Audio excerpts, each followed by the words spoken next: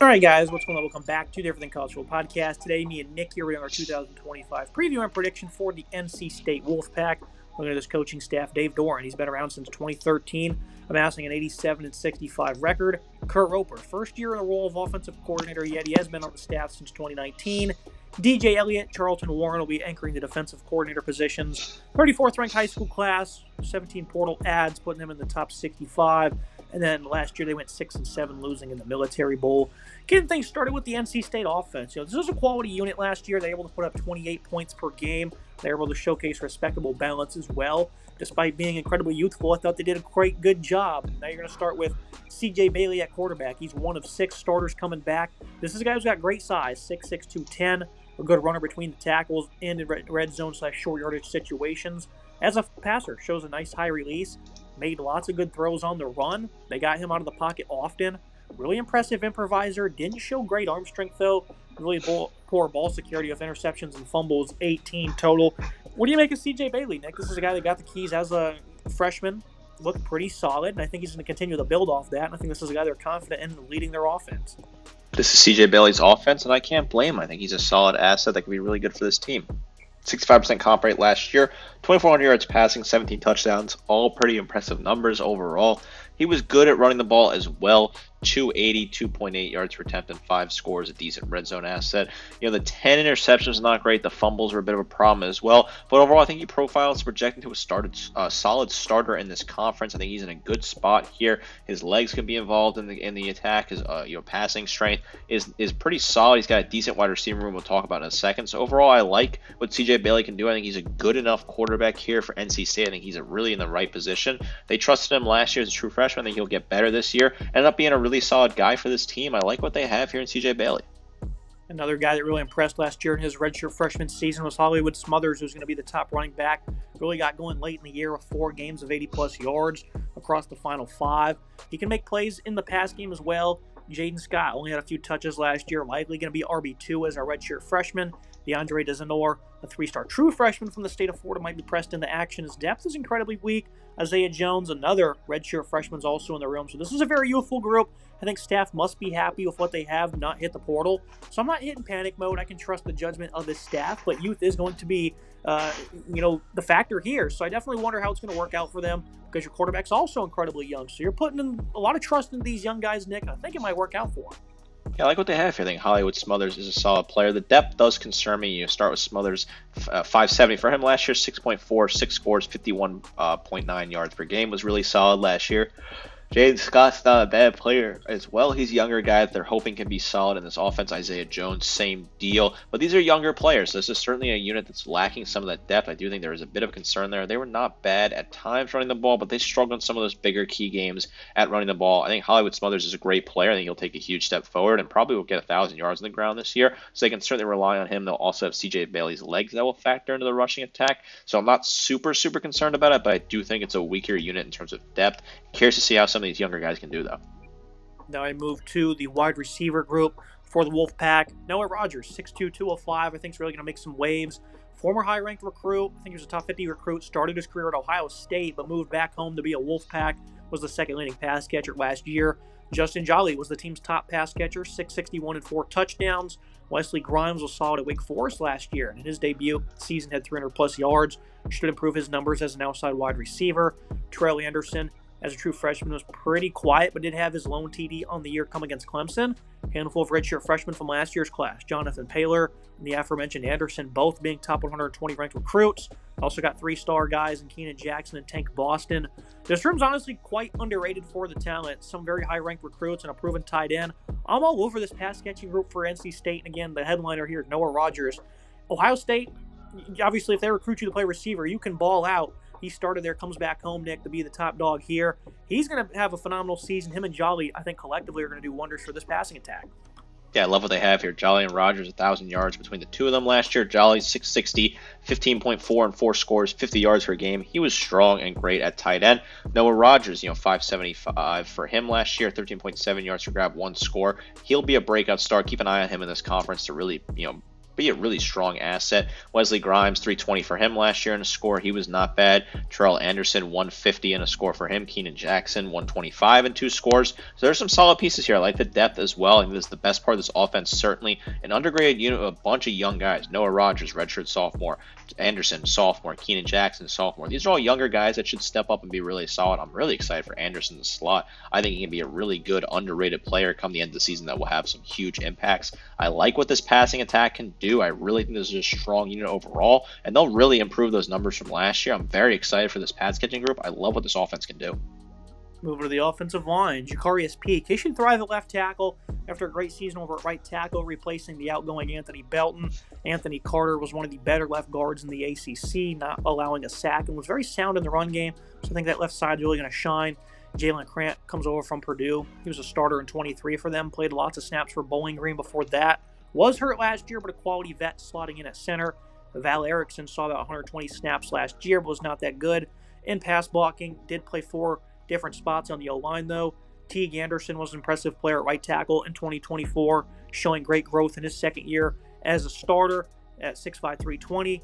Only other portal add was Brock Stooks, who can play either guard spot and was quality in 500-plus reps last across the 2 seasons at NCANT. I think this is a quality offensive line here. Love the left side. I think the ads they got in the portal are pretty good ones as well, despite it only being a couple. I think this will be an above-average group. Not a bad unit here. I think, Peak's a really solid player at left tackle. I think Carter's really good at left guard when he's fully healthy. Jalen Grant, I think he can be fully healthy again. He's a solid ad. That's 2 graduate seniors right there in Carter and Grant. Val Eckerson, I think, is a good player. And then Teague Anderson is a decent ad out of the portal as well, who I think could be a high-impact player at right tackle coming over from Utah State. That is, overall, I like what they have here. I think this is a decent enough unit. It's a bit of a weakness on this offense, but it's still not going to really, sink you at all. I don't think it's an anchor at all. It's not going to drop you down too badly here. It's an average unit with some solid pieces overall. I like some of the starters who returned. They went to the portal, added some interesting pieces, and Grant Anderson to play on this O-line. Not a phenomenal unit, not a bad unit either. Just middle of the pack in the ACC, and nothing too crazy, nothing too bad either, though. Looking at the offensive verdict here, Wolfpack really weren't that bad on this side of the ball last season, and they had some really impressive games. I think they can really ascend this upcoming year with an offensive line that should improve. A pass game has a very high ceiling of a young quarterback in that deep pass catching group. I'm a fan of this group. Should certainly hit 30 points per game or, on a more consistent basis, and I know they were almost there last year. They also got to be realistic with the ceiling here, but I think they can really impress, and again, I think this passing attack is really going to stun some people. A B for me, Nick, and I certainly think they could potentially even, hit A- levels if they can really find consistency. I think 30 points per game is on the card for this team. I think they can find a way to be stronger on offense. I like what they have in Hollywood Smothers and CJ Bailey as a 2-headed monster running the ball. I worry about some of the depth in the running back room, but overall still not bad. I love this wide receiver room. One of the best in the nation, extremely underrated. Noah Rogers, Wesley Grimes, Terrell Anderson, all phenomenal players. Younger guys that should be very strong, while Justin Jolly is one of the better tight ends in the ACC who should be really good. I think the O-line has some decent assets, but it's still a bit of a weaker unit, middle of the road in the conference. I trust the coaching here. I like what they have overall. I think this offense will be solid. I think 30 points per game is certainly within reach for this offense, which would be a pretty good output for the NC State Wolfpack. All right, move to the defensive side of the ball. This is a group that certainly underperformed a great deal, being almost 100th nationally in points per game. They did hit the portal, adding 10 guys on top of 4 starters coming back. Starting with the defensive line, Treville Price returns to his defensive end role as a starter. Was about average, but did make some big plays at times. He had 3.5 sacks, 8.5 TFL. Josh Alexander Felton only saw a few snaps last year, is likely to move into a starting job. But you do have Isaiah Shirley as a true freshman, saw 200-plus snaps and really wasn't all that bad. Sebastian Harsh comes over from Wyoming, who was a really good run defender for them in his 2 years at Laramie. Trey Thomas was a really good run defender for Temple in 3 years. Sion Salone from Utah State, not as good, but both guys might see time at outside linebacker as well, as they're both 235 pounds or less. Nose tackle spot returns a great vet in Brandon Cleveland. Exceptional run defender at 315 pounds. Justin Terrell, same size, but as a redshirt freshman, only seeing a few snaps last year. You also have a fifth-year senior in Chaz Wallace, only seeing a few reps last season, but was a quality rotational player in his time at Colorado before that. I think this is a quality group here. I think they have guys to be solid versus the run, and they do have rotational help. Not expecting them to put up elite results by any means, but I definitely think this is a quality part of this defense. not a bad little unit here. Some solid pieces. Price is solid, 23 or 36 total tackles. That is 9 tackles for loss, 3.5 sacks. Decent numbers there. I think he's not bad. Brandon Cleveland, 36 total tackles, 4 tackles for loss for him as well. Isaiah Shirley, he had 18 total tackles, 3 tackles for loss, 1 sack. He certainly has to find a way to be a little bit stronger. Josh Alexander Felton has high upside potential. Only played in 3 games last year with 3 tackles. He's hoping to get some solid reps here and be a key part of this defense. They added some interesting pieces overall. Sebastian Harsh from Wyoming, I think it was a great add. 40 total tackles, 8.5 tackles for loss, 1.5 sacks, 1 QB hurry for him last year. Up there in Wyoming, he was solid. Trot Thomas was not bad at Temple, 28 total tackles, 4.5 tackles for loss, 2 sacks, and a QB hurry for him. And they also brought in Sion Salone from Utah State, 49 total tackles, 9.5 tackles for loss, 7.5 sacks, 5 QB hurries. He had 7 of those and 4 pass breakups in 2023. Not a terrible little unit here. I think there is some solid experience and some solid depth. Now we move to the middle of this defense, arguably the top strength probably on the whole team. At linebacker, Sean Brown, coming off a really good season, saw 850-plus snaps and was used as a pass rusher often, was an inconsistent player versus the run, did have good numbers, though, as the team's top tackler. I think he can really ascend into a top-tier linebacker in the conference this fall. Caden Fordham looked really sharp in 4 out of his 6 games before injury last year. Wasn't that good versus Tennessee. Got ejected week 1, but other than that, he was very impressive. Had 48 tackles on the year. A.J. Richardson was pretty impressive in 2 years at Norfolk State. Really stood out versus the run. Kenny Soares was quality in his 2 years at Northwestern. I like this linebacking group. I think the 1-2 punch they have at the front is phenomenal. They seem to have some quality depth as well, so I definitely think this is going to be labeled as the top strength for me. Yeah, I think this is the best part of this team overall. And the best part of this defense, Sean Brown, top tackler returning. Always nice to get your top tackler back. 96 total tackles, 9 TFL, and 3 sacks for him, a pass breakup as well. He was pretty solid. Caden Fordham was good as well. 48 total tackles, 4 tackles for loss, and a sack for him. He's a decent asset that they return. I think Soares coming over from Northwestern is not bad. He's a pretty solid player. 20 total tackles, 1.5 tackles for loss, 2 QB hurries. Overall, a decent little add there. And then you look at the other guy they added, A.J. Richardson. He was pretty good at Norfolk State, coming up from the lower level of football there. Good overall player. A pretty strong unit here. I like what they have. I think it's a really good unit, returning some good experience, plus 2 nice adds to the portal. Now I move to the secondary of the Wolfpack defense. Devon Marshall, he was impressive in his first 2 seasons as a starter. 10 plays on the ball, was good in coverage. I think they're happy with what they got in him. Jackson Vick, he was quality over the final 2 games of the year where he finally got on field and was solid, but can't really learn much from that action there. That was limited. Jamel Johnson, he was an impressive starter for Temple this past season. Started his career back at Charleston Southern for 2 years. Redshirt freshman Javon Bali also looking to get into the rotation.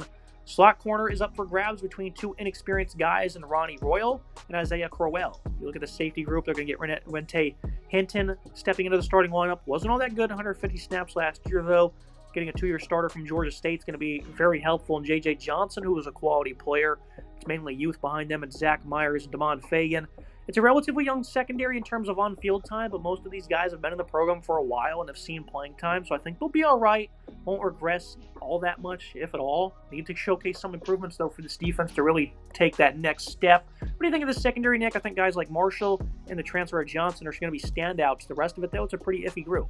It's an iffy group for sure. I'm a little soft on this unit. I think it's one of the weaker ones on this team overall. Marshall's a great player. 33 total tackles, a tackle for loss, 2 picks, 7 pass breakups. Good to get him back. Jackson Vick, he was okay at times. 16 total tackles, 2 tackles for loss, 1 sack. 2 pass breakups for him. Teron Hinton was okay as well. 13 total tackles, a tackle for loss, and a pass breakup for him. Curious to see how he progresses this year. In that safety group overall, though, they added some interesting pieces. Brian Nelson comes in from North Texas, 53 total tackles, 4 picks, 3 pass breakups for him. He could be really solid at corner for this team. J.J. Johnson from Georgia State, he had some decent reps as well. 69 total tackles, 6 pass breakups. Not bad from him last year. Jamel Johnson is coming in from Temple. He had 47 total tackles, 9 pass breakups, 2 picks for him last year. He's a decent little player. I like some of the portal work, but I'm still a little weak on this unit. They were 93rd in the nation last year. Not really the strongest unit at all. They struggled. They got gashed in a lot of those games. I'm hoping they find a way to improve here, but I'm just a little soft on this unit. Some decent experience, but overall it's a little bit weak of a unit. Now I move to the verdict for this defense. The Wolfpack struggled quite a bit on this side of the ball last year. Now they're going to lose Tony Gibson, who was great for them for a long time as the play caller. I like what they have in the front 6 with good size and depth. The linebacking duo checks out as well. I think the secondary can be quality. So I certainly expect them to march forward a bit. They're going to improve on the side of the ball, but likely only marginally. I'm going to go ahead and give them a B- there. Is that fair?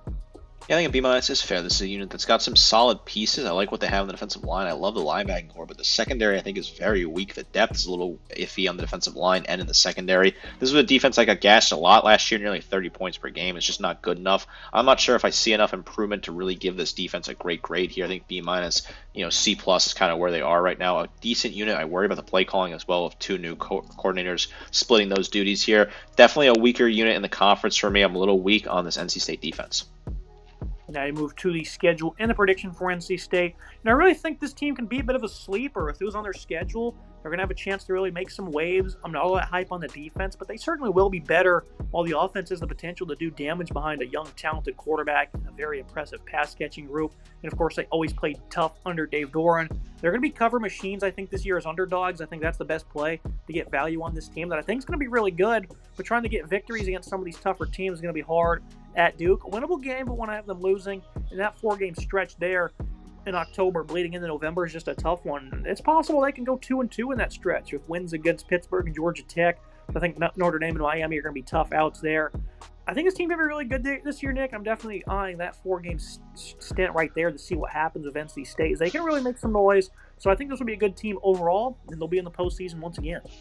Yeah, I have them at 6-6. I think they're going to lose to North Carolina to cap off the season. I think this is a talented team in some regards. I like some of the pieces on offense. I think the quarterback play will be good this year. I think Hollywood Smothers is a great number 1 back. I love that wide receiving group. Underrated unit, one of the best in the conference. A very strong unit. The O-line is a bit of a weakness. The defense, I think they were a big liability last year, and they'll be a big liability again at times this year. The secondary, I just don't think is up to par for this conference. I like the linebacking core, but the defensive line, I have some depth issues as well. I have it 6-6 here. I don't think this is a bad team necessarily. I just think it's a middle-of-the-road team in a crowded conference. They have some solid pieces. They have some solid assets. They'll win a couple games here and there, but overall, I'm a little weak on this team. I think they'll find a way to beat ECU early on in week 1. That's the team they lost to, of course, last year in the bowl game. I think they'll beat Virginia Tech and Virginia in conference play, as well as FSU and Wake, plus get that win against Campbell as a free win. Overall, this is still a talented team. I just have them losing a few close games, especially in that 4-game stretch that's brutal there. Plus, I think North Carolina will get a nice win in the rivalry game to cap off the season.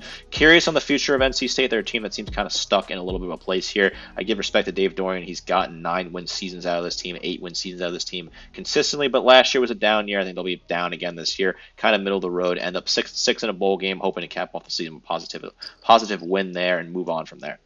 That's it for today's episode. Make sure you guys like, comment, subscribe. See you next time.